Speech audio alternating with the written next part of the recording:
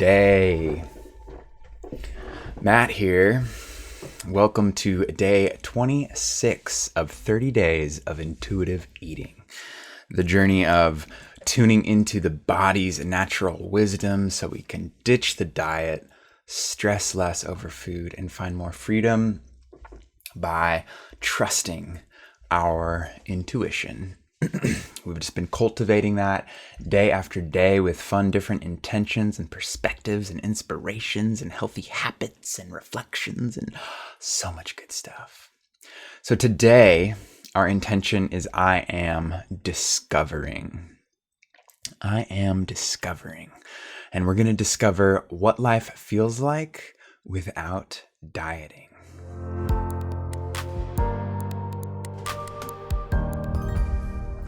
I'll go ahead and turn it over to our lovely host, Megan, as she explores what this discovering intention is all about.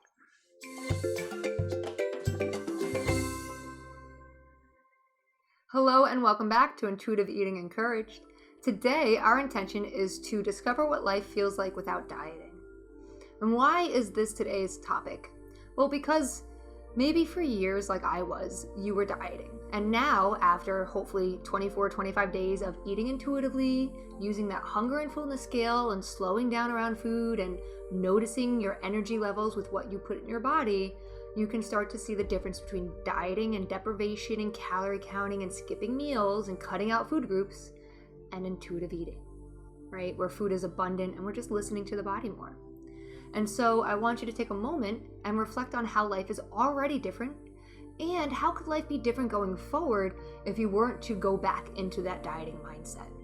Because that is the biggest struggle with intuitive eating, is there's this little desire to want weight loss faster, to assume that this isn't going to work because you're not controlling things enough. And so you want to go back to dieting. You want to go back to controlling everything, to micromanaging everything.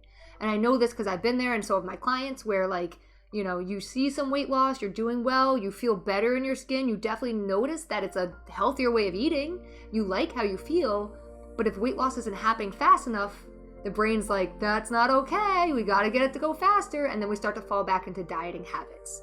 And so it's about really being okay with where you are, with slower progress, knowing that time is gonna pass anyway, and that you might as well get to weight loss in a healthy way that's sustainable long-term than instant gratification weight loss that usually means that you're going to gain it back soon, right? Like I talked about, I fluctuated the same 20 pounds probably 20 different times, all because I was constantly worried about losing weight quickly and not about sustainable long-term weight loss, right? Which is intuitive eating, learning to listen to my body, learning to respect my body, learning to listen to what gives me energy and what doesn't give me energy, learning to respect that I'm lactose intolerant and that means that my stomach gets messed up if I eat dairy, and it's not that dairy is off limits, but I learn to listen to that more, right?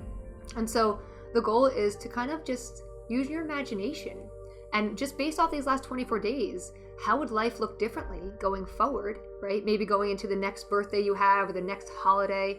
How does life look differently now with intuitive eating versus dieting, right? How has your mindset maybe shifted around food? Your relationship to food changed? Your sugar cravings maybe went down a lot. How are you feeling around food and in your body now? And do you feel like that's sustainable long term? And do you have any inkling to go back towards dieting? And that's it. That's the end of today's lesson.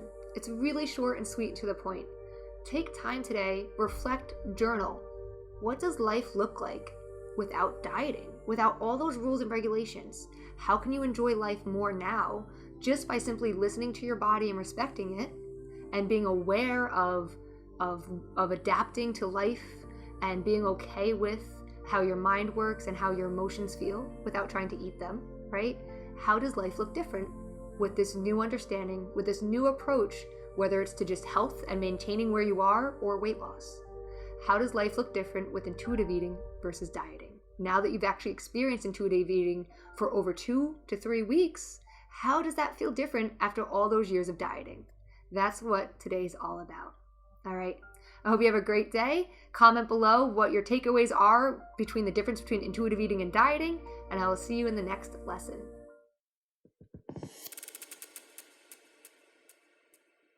Nice, Megan. I love this invitation to now reflect on our journey because it's been a life changer for me.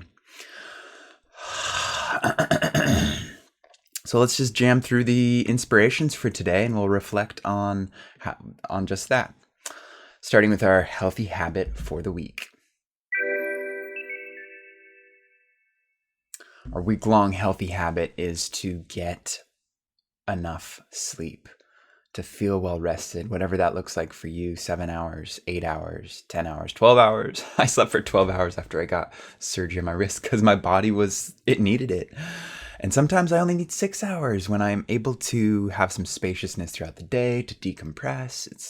It's cool to see how to be able to feel into the body and sleep and rest when I need it. It is and then track how that actually does ripple into how well I'm able to listen to my hunger and fullness of my body when I'm more resourced. It really is like pretty amazing how closely connected that is. Today's wise words are from someone who forgot to make sure they were known for their quote, so it's unknown. And this unknown person said, "It is in letting go that we gain control." It is in letting go that we gain control. I'm sure thousands of people have said that in various ways because it is very true. All right, if you got your journal handy, go ahead and whip it on out and jam on this question. How would your life be different if you weren't worried about weight loss, eating perfectly, or what others thought about your body? Go ahead and hit pause and give yourself a moment to journal on this.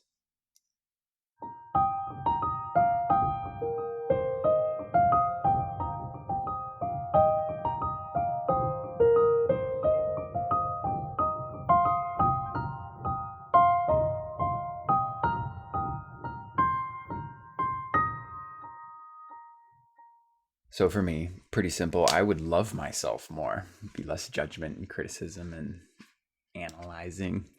I would be less in my head, more in the moment.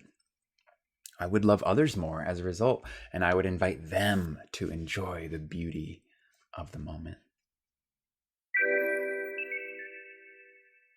All right, today's last inspiration is our micro challenge for the day.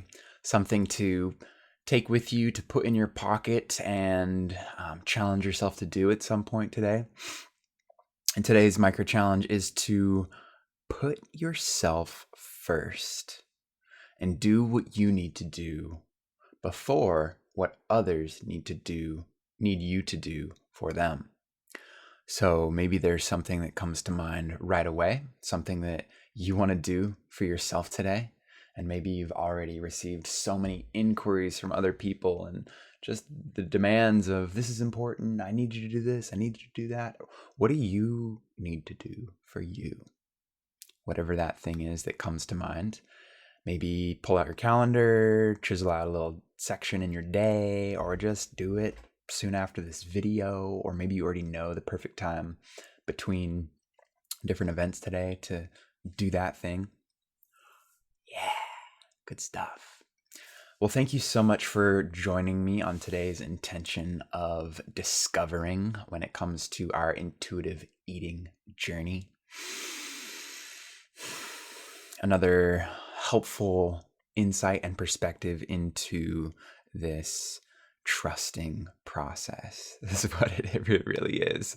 It's just like understanding. It's believing for me, believing the body does know what's best, trusting that process and softening into that. And it's a beautiful thing.